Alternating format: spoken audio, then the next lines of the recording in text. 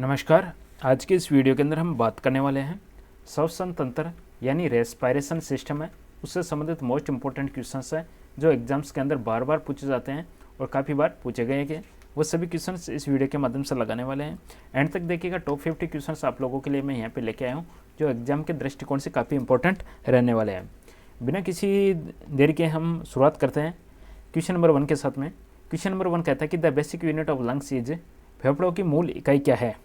तो फेफड़ों की जो मूल इकाई है उसकी बात करेंगे तो आपका करेक्ट आंसर जाने वाला है ऑप्शन नंबर बी के साथ में एली वोली। देखिएगा, यहाँ पे फेफड़ों की मूल इकाई पूछी गई है। यही आपसे पूछ लिया जाए किडनी की मूल इकाई क्या है, किडनी की इकाई क्या है, तो अब हम कहते हैं नेफ्रॉन किडनी की मूल इकाई है। और फेफड़ों की जो मूल इकाई है उसको हम बोलेंगे एली वोली बोलेंगे। अब फेफड़े की बात करेंगे तो मनुष्य के अंदर जो श्वसन तंत्र होता है उसका जो मुख्य अंग होता है वह फेफड़ा होता है। फेफड़े को फुफ्फुस भी बोला जाता है, फुफ्फुस भी बोला जाता है। इंग्लिश में हम इसको लंग्स बोलते हैं। चलिए दोस्तों, बढ़ते हैं नेक्स्ट क्वेश्चन पे। क्वेश्चन नंबर 2 कहते हैं डायफ्राम एक क्या है। देखिए, ऑप्शन में से आपको बताना है डायफ्राम क्या है। एक हड्डी है, मांसपेशी है, नस है या उत्तक है। क्वेश्चन नंबर 2 है। इस क्वेश्चन का सही जवाब बनेगा ऑप्शन नंबर बी के साथ में डायफ्राम है वह एक मसल है, मांसपेशी है। ऑप्शन नंबर बी इस क्वेश्चन का सही जवाब होगा। क्वेश्चन नंबर 3, जो अंग गले को फेफड़े से जोड़ता है वह क्या है। वेरी इंपॉर्टेंट क्वेश्चन है। देखिएगा, हम बात करेंगे अपना जो श्वसन तंत्र है उसके कई पार्ट्स होते हैं। जैसे कि मैं बात करूं, सबसे पहले अपने नाक से स्टार्ट होता है जिसको हम नासा मार्ग बोलते हैं, नोज से स्टार्ट होता है। नासा मार्ग के बाद में अपना ग्रेसनी लैरिंग्स से जाता है, ग्रेसनी लैरिंग्स से जाता है। और उसके बाद में हम बात करेंगे ट्रेकिया नामक ट्यूब है उससे जाता है। और ट्रेकिया के बाद में जाता है ब्रोंकाई से जाता है, ब्रोंकाई से जाता है। उसके बाद में ब्रोंकियोल्स से जाता है और लास्ट में फिर किस में चला जाता है, फिर लास्ट में फेफड़े में चला जाता है। तो अब अपना क्वेश्चन है जो अंग गले को यानी अपना जो भी थ्रोट है, गला है, उसको फेफड़ों से कनेक्ट करता है वह है। तो यहाँ पे आंसर बनेगा ऑप्शन नंबर बी के साथ में ट्रेकिया। ऑप्शन नंबर बी आपका ट्रेकिया करेक्ट आंसर बनेगा जिसको हम बोलेंगे श्वास नली, trachea. Question number 4, voice box कहलाता है क्या। वॉइस बॉक्स को हम क्या बोलेंगे। वॉइस बॉक्स श्वसन मार्ग का वह भाग जो ग्रेसनी को ट्रेकिया से जोड़ता है। ये किसको कनेक्ट करता है, ग्रेसनी है उसको ट्रेकिया से कनेक्ट करता है। इसको हम कहते हैं लैरिंक्स या हम इसको बोलेंगे वॉइस बॉक्स बोलेंगे। इसका मेन काम क्या होता है, ध्वनि उत्पादन करना होता है। Question number 4, 5, the flap like structure.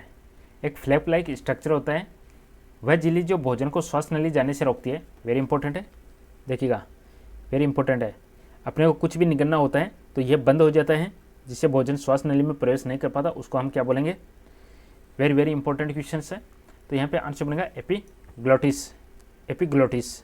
Larynx का जो भी प्रवेश द्वार है, अपना जो ध्वनि लैरिंक्स है या अपन स्वर यंत्र बोलें या वॉइस बॉक्स बोलें, जो लैरिंक्स है उसके प्रवेश द्वार पर एक पतला पत्ती समान कपाट होता है जिसको हम एपिग्लोटिस बोलते हैं। और ये कुछ भी निगलना होता है तो ग्लोटिस द्वार बंद हो जाता है जिससे भोजन श्वास नली में प्रवेश नहीं करता है। वायु को अंदर लेने की प्रक्रिया क्या कहलाती है। एग्जाम में क्वेश्चन आता है अंदर लेने की प्रक्रिया क्या कहलाती है और बाहर निकालने की प्रक्रिया क्या कहलाती है। वायु को अंदर लेने की जो प्रक्रिया है वह कहलाती है इनहेलेशन कहलाती है, श्वसन लेना। ऑप्शन नंबर बी इनहेलेशन, श्वसन लेना। अगला क्वेश्चन है वायु को बाहर छोड़ने की प्रक्रिया क्या कहलाती है। क्वेश्चन नंबर 7, वायु को बाहर छोड़ने की प्रक्रिया क्या कहलाती है। तो यहाँ पे आंसर बनेगा एक्सेलेशन, श्वसन छोड़ना, ऑप्शन बी। अगला क्वेश्चन है जो अंग श्वसन को नियंत्रित करता है वह है the organ that controls breathing. जो अंग श्वसन को कंट्रोल करता है तो वह है मेडुला ऑब्लांगेटा। ये क्वेश्चन भी वेरी इंपॉर्टेंट क्वेश्चन है, एग्जाम के दृष्टिकोण से ध्यान रखिएगा। श्वसन को नियंत्रित करने वाला कौन सा है अंग है, मेडुला ऑब्लांगेटा, ध्यान रखिएगा, कंट्रोल्स। क्वेश्चन नेक्स्ट है फेफड़ों की रक्षा कौन करता है। क्वेश्चन नंबर 9, फेफड़ों की रक्षा कौन करता है। तो करेक्ट आंसर बनेगा रिबकेज, पसलियाँ। फेफड़ों की रक्षा करती है अपनी छाती की जो पसलियाँ होती हैं, रिबकेज होते हैं, वह रक्षा करती है। क्वेश्चन है फेफड़े कहाँ पे स्थित होते हैं। Lungs are located in. फेफड़े कहाँ पे स्थित होते हैं। तो यहाँ पे आंसर बनेगा आपका ऑप्शन नंबर 1 के साथ में चेस्ट कैविटी या वक्ष गुहा में स्थित होते हैं। तो आंसर बनेगा यहाँ पे चेस्ट कैविटी में फेफड़े स्थित होते हैं, चेस्ट कैविटी। प्रत्येक फेफड़े एक झिल्ली से घिरा रहते हैं और उस झिल्ली को बोलते हैं प्लूरल मेम्ब्रेन, प्लूरल मेम्ब्रेन। रक्त में ऑक्सीजन को कौन वहन करता है? Very very important question. Oxygen को ट्रांसपोर्ट किसके द्वारा किया जाता है, बताइएगा। ऑक्सीजन को ट्रांसपोर्ट करने का काम करता है haemoglobin, option number B haemoglobin.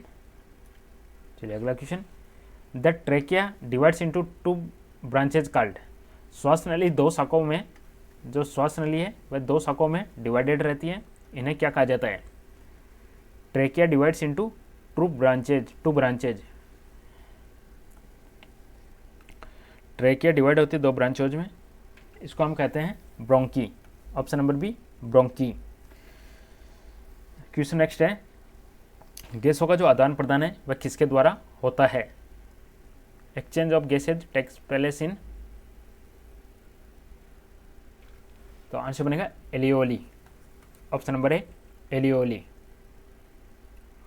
क्योंकि एलियोली क्या है? फेफड़े की यूनिट है, इकाई है। श्वसन एक है, किस प्रकार की प्रक्रिया है? क्या ओनली भौतिक है या रासायनिक है या दोनों प्रकार की है, किसी भी प्रकार की नहीं है? श्वसन एक या ब्रेथिंग है, वह किस प्रकार की प्रक्रिया? उसमें फिजिकल एंड केमिकल दोनों रिएक्शन होता है। कितना ऑक्सीजन ग्रहण करेगा, कितना ऑक्सीजन बाहर छोड़ेगा, तो कंप्लीट है इसमें। तो आंसर बनेगा पे भौतिक और रासायनिक प्रक्रिया दोनों हैं। The main function of the respiratory system is, श्वसन तंत्र है, इसका जो मुख्य कार्य क्या है? श्वसन तंत्र का मुख्य कार्य क्या है? इसका सही जवाब बनेगा ऑप्शन नंबर सी गैसों का आदान प्रदान करना, ऑप्शन सी गैसों का आदान प्रदान करना। अस्थमा किस तंत्र को प्रभावित करता है? अस्थमा किस तंत्र को प्रभावित करता है? तो अस्थमा प्रभावित करता है श्वसन तंत्र को, ऑप्शन सी। फेफड़ों में सबसे छोटे वायु थैले कहलाते हैं क्या?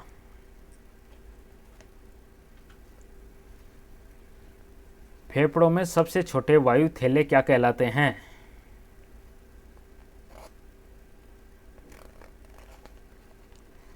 इसका सही जवाब बनेगा ऑप्शन नंबर सी के साथ में एलियोली, ऑप्शन सी एलियोली।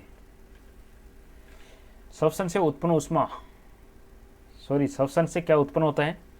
देखिएगा, ऑक्सीजन ग्रहण करेगा, इसके अंदर मेन क्या निकल के आती है? जैसे कि ग्लूकोज है, ऑक्सीजन की उपस्थिति में टूटता है तो एनर्जी निकलती है, आंसर बनेगा एनर्जी। जैसे कि मैं बात करूं ऑक्सीश्वसन की बात करूंगा मैं, ऑक्सीश्वसन में जैसे आपका ग्लूकोज है C6H12O6 है, वह ऑक्सीजन की उपस्थिति में टूटता है तो इसमें 6 CO2 बनता है, 6 जल के अणु बनता है। ध्यान दीजिएगा, जल भी निकलता है श्वसन में, और प्लस 28-30 किलोजूल ऊर्जा भी निकलती है।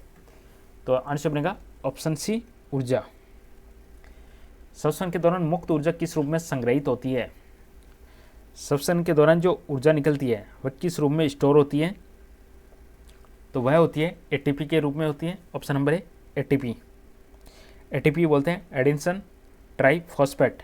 ATP का पूरा नाम क्या बोलेंगे? Edinson, ADINOSIN, Edinson triphosphate.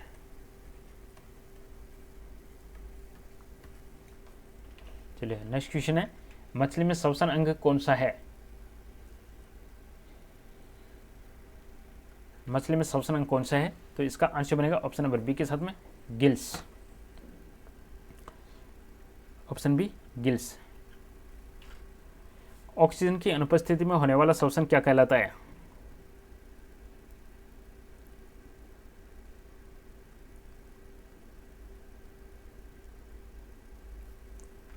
Oxygen की अनुपस्थिति में होने वाला श्वसन क्या कहलाता है?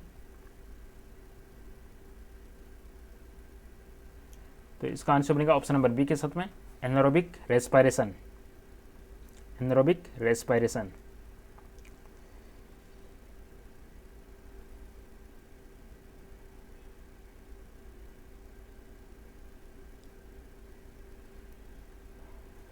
Option B anaerobic respiration.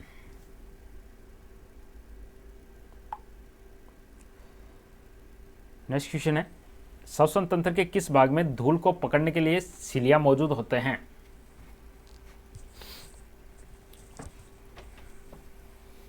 श्वसन तंत्र के किस भाग में धूल को पकड़ने के लिए सिलिया मौजूद होते हैं? तो इसका आंसर बनेगा ट्रेकिया, श्वास नली, ऑप्शन बी। नाक के छिद्रों का कार्य क्या है? Question number 23। नाक के छिद्रों का कार्य क्या है? तो आंसर बनेगा वायु का प्रवेश, ऑप्शन बी, एयर पासेज। वक्ष गुहा और उदर गुहा को कौन सा अंग अलग करता है? वक्ष गुहा और उदर गुहा को कौन सा अंग अलग करता है? तो इसका आंसर बनेगा डायफ्राम, ऑप्शन बी। जो श्वसन ऑक्सीजन की आवश्यकता रखता है उसे क्या कहा जाता है? जो श्वसन ऑक्सीजन की आवश्यकता रखता है उसे कहते हैं एरोबिक रेस्पिरेशन, और जिसमें ऑक्सीजन आवश्यक नहीं होता उसको हम बोलते हैं एन एरोबिक श्वसन। गैसों का आदान प्रदान किनके बीच होता है? Question number 26। गैसों का आदान प्रदान किनके बीच होता है? तो आंसर बनेगा यहाँ पे ब्लड एंड एलिवली। गैसों का आदान प्रदान किनके बीच होता है? Blood and alveoli.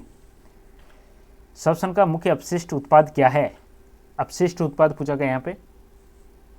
श्वसन का मुख्य अपशिष्ट उत्पाद क्या है? तो आंसर बनेगा यहाँ पे कार्बन डाइऑक्साइड, ऑप्शन बी। कौन सी बीमारी धूम्रपान से होती है? धूम्रपान से कौन सी बीमारी होती है? तो इसका आंसर बनेगा फेफड़ों का कैंसर, ऑप्शन बी। पौधों में गैसों का आदान प्रदान किसके माध्यम से होता है? पौधों का पूछा गया यहाँ पे, प्लांट्स का पूछा गया है। पौधों में जो गैसों का आदान प्रदान होता है, छोटे छोटे छिद्र होते हैं, तो उनको हम बोलते हैं, पत्तियों के ऊपर रहते हैं ये स्टोमेटा, रंध्र। नेक्स्ट क्वेश्चन है, श्वसन किस कोशिकांग में होता है? श्वसन किस कोशिकांग में होता है? तो इसका आंसर बनेगा माइटोकॉन्ड्रिया में होता है श्वसन, माइटोकॉन्ड्रिया में, जिसको हम पावर हाउस भी बोलते हैं। क्वेश्चन है, which of the following is an example of anaerobic respiration? Anaerobic श्वसन का एग्जाम्पल क्या है? तो आंसर बनेगा yeast, option number A, yeast. Anaerobic श्वसन है, उसका एग्जाम्पल है ईस्ट। ये ऑक्सीजन की अनुपस्थिति में होता है। और दूसरा एग्जाम्पल पूछे तो जीवाणु, जीवाणु में भी एनएरोबिक श्वसन है। तो ये दोनों आपको ध्यान में रखना है। एनएरोबिक श्वसन है, इसके अंदर क्या बनता है? तो इसके अंदर बनता है पायरुविक एसिड बनता है। श्वसन के दौरान ग्लूकोज टूटकर बनता है क्या? ड्यूरिंग रेस्पिरेशन ग्लूकोज किस में टूटता है? C6H12O6 है, ये ऑक्सीजन की उपस्थिति होगी, तो ये 6CO2 में टूटेगा। तो आंसर बनेगा यहाँ पे कार्बन डाइऑक्साइड, और इसमें इसके अलावा बनेगा 6 जल के अणु प्लस किलोजूल एनर्जी। श्वसन की दर मापने वाला उपकरण कौन सा है? श्वसन की दर मापने वाला उपकरण कौन सा है? तो यहाँ पे आंसर बनेगा रेस्पिरोमीटर, ऑप्शन बी। फेफड़े एक पतली झिल्ली से ढके होते हैं, उसे क्या कहते हैं?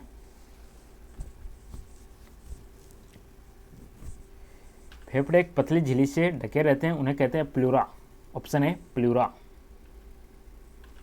श्वास नली का वैज्ञानिक नाम क्या है? श्वास नली का वैज्ञानिक नाम है ट्रेकिया, ऑप्शन बी, ट्रेकिया।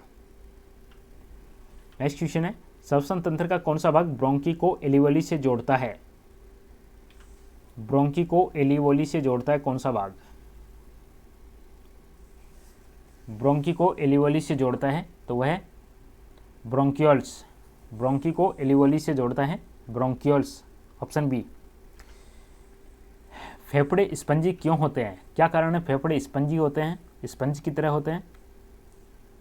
इसका आंसर है option B, filled with air sacs, वायु थैलियों से भरे होते हैं, वायु थैलियों से भरे होते हैं, ऑप्शन बी। मानव फेफड़ों में एलिवोली की कुल संख्या लगभग होती है कितनी? मानव फेफड़ों में एलिवोली की कुल संख्या लगभग कितनी होती है? तो इसका आंसर बनेगा 30 करोड़, ऑप्शन सी। फेफड़ों में गैसों का आदान प्रदान किनके माध्यम से होता है? फेफड़ों में गैसों का आदान प्रदान है वह एलियोली के माध्यम से होता है, जिनको हम बोलते हैं वायु कुपिकाओं। एलियोली वायु कुपिकाओं के माध्यम से होता है, वायु कुपिकाओं के माध्यम से होता है। इमेज देख रहे हो, इसके अंदर देखिएगा, जैसे एक छोटा सा हिस्सा लिया, ये हिस्से को हमने बड़ा करके देखा, तो इसके आप देखोगे इसके अंदर आपको क्या क्या देखने को मिलेंगे। तो ये आपका ये सब होते हैं, ये वायु कुपिकाएं होती है। स्तनधारी में श्वसन किसके द्वारा होता है? यहाँ पे आपसे मैमल्स का पूछा गया है, जैसे कि मछली के अंदर अलग तरीके से होता है, स्तनधारी है, मनुष्य है, उसमें जो श्वसन होता है वह फेफड़ों के द्वारा होता है, ऑप्शन नंबर बी लंग्स के द्वारा। और मछलियों में होता है गिल्स के माध्यम से। कमेंट करके बताइएगा स्किन के माध्यम से भी कोई श्वसन करता है, स्किन के माध्यम से कौन श्वसन करता है, कमेंट करके बताइएगा। चलिए नेक्स्ट क्वेश्चन है, मनुष्य में दायां फेफड़ा कितने पिंडों में विभाजित होता है? वेरी वेरी इंपॉर्टेंट क्वेश्चन है, ये एग्जाम में दोनों तरीके से आता है, आपका दायां का बायां का दोनों का पूछा जाता है। यहाँ पे आंसर बनेगा आपका ऑप्शन नंबर ए। जो दायां फेफड़ा है वह 3 भागों में डिवाइड होता है, और जो बायां फेफड़ा है वह 2 भागों के अंदर डिवाइड होता है। इस चीज़ का थोड़ा सा आप लोगों को ध्यान में रखना, एग्जाम में क्वेश्चन पूछा जाता है। दायां 3 भागों में और बायां 2 भागों में। दायां फेफड़ा 3 पिंडों में और बायां फेफड़ा 2 पिंडों में विभाजित होता है। हमारी छोड़ी हुई सांस की हवा में CO2 की मात्रा लगभग कितनी है? देखिएगा एक चीज़ ध्यान रखिएगा, चाहे हम सांस ले या सांस छोड़े, दोनों में एक चीज़ फिक्स रहती है, नाइट्रोजन है, वह हमेशा फिक्स रहता है, 78.09% फिक्स रहता है। तो एग्जाम में ये भी क्वेश्चन आता है कि फिक्स रहता है। अब छोड़ी हुई सांस पूछा गया, हम जैसे आउट किया है, हमने सांस को आउट किया है, तो आउट करते टाइम नाइट्रोजन तो इतना ही रहेगा, और इसमें जो ऑक्सीजन है CO2 की मात्रा कितनी होती है? तो छोटी होती है, उसमें CO2 की मात्रा 4% होती है, और ऑक्सीजन की मात्रा इसमें 17% होता है छोटे वाले में। ये इसमें आप देख सकते हो इमेज में, ये जब हवा को इन लिया जाता है तो आप देख रहे हो इन लगे तो ऑक्सीजन लेगा, तो इसमें इसके साथ में 78.9% इसमें ऑक्सीजन आ रही है, सॉरी नाइट्रोजन है, फिर ऑक्सीजन 21% है, और इसमें CO2 0.03% है। चलिए अब इसमें आउट की बात करेंगे। आउट के टाइम इसमें CO2 नाइट्रोजन इतना है, ऑक्सीजन इतना है, और CO2 इतना है। किसके ऑक्सीकरण के द्वारा उत्पन्न ऊर्जा को श्वसन कहा जाता है? किसके ऑक्सीकरण के द्वारा उत्पन्न ऊर्जा को श्वसन कहा जाता है? तो आंसर बनेगा ग्लूकोज। ग्लूकोज का ऑक्सीकरण करते थे अपन C6H12O6 प्लस ऑक्सीकरण ऑक्सीजन की उपस्थिति में, ये CO2 में डिवाइड हो गया, 6CO2 plus 6H2O plus 28-30 kilo joule energy. Question है, एम्फीसेमा बीमारी का संबंध किससे होता है? एम्फीसेमा बीमारी का संबंध किससे होता है? तो यहाँ पे आंसर बनेगा फेफड़ों से होता है, ऑप्शन सी फेफड़े से। श्वसन की क्रिया में वायु के कौन से घटक की मात्रा में कोई परिवर्तन नहीं होता है? श्वसन की क्रिया में वायु के कौन से घटक की मात्रा में कोई परिवर्तन नहीं होता है? तो यहाँ पे आंसर बनेगा नाइट्रोजन, ऑप्शन बी। ऑक्सीश्वसन की क्रिया में कितनी ऊर्जा का उत्पादन होता है? तो आंसर बनेगा 36 ATP, ऑप्शन बी। मनुष्य में श्वसन के दौरान निकलने वाली वायु में ऑक्सीजन की मात्रा कितनी होती है? आंसर बनेगा 17%, ऑप्शन डी। कौन सी क्रिया को ऑक्सी और अनऑक्सी श्वसन का कॉमन स्टेप माना जाता है? Glycolysis, option A. अगला क्वेश्चन है, ऑक्सी श्वसन की क्रिया कोशिका के किस भाग के अंदर संपन्न होती है?